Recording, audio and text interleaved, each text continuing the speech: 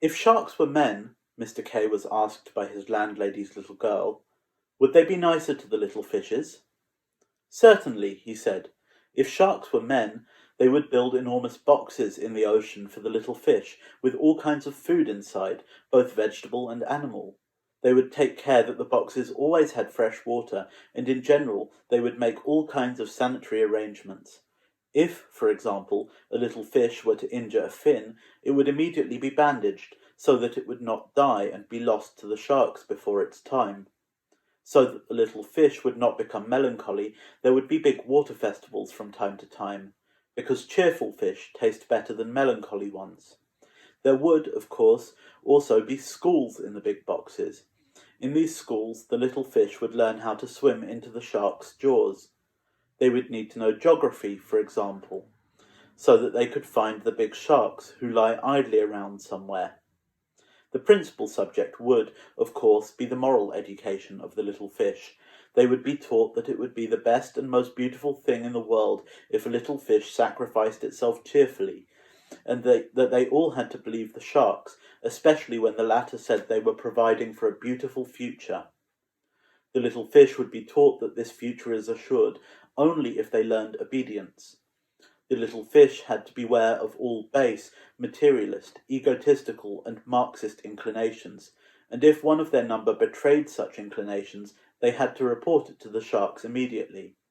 If sharks were men, they would, of course, also wage wars against one another in order to conquer other fish boxes and other little fish. The wars would be waged by their own little fish. They would teach their little fish that there was an enormous difference between themselves and the little fish belonging to the other sharks. Little fish, they would announce, are well known to be mute, but they are silent in quite different languages, and hence find it impossible to understand one another.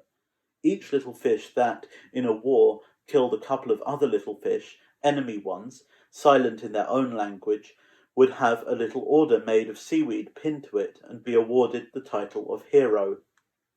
If sharks were men, there would, of course, also be art. There would be beautiful pictures in which the sharks' teeth would be portrayed in magnificent colours and their jaws as pure pleasure gardens in which one could romp about splendidly.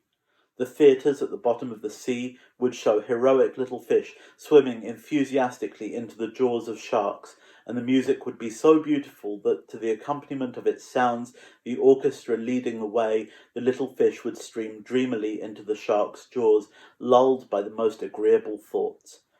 There would also be a religion, if sharks were men. It would preach that little fish only really begin to live properly in the sharks' stomachs. Furthermore, if sharks were men, there would be an end to all little fish being equal, as is the case now. Some would be given important offices, and be placed above the others. Those who are a little bigger would even be allowed to eat up to the smaller ones. That would be altogether agreeable for the sharks, since they themselves would more often get bigger bites to eat. And the bigger little fish, occupying their posts, would ensure order among the little fish, become teachers, officers, engineers in box construction, etc. In short, if sharks were men, they would for the first time bring culture to the ocean.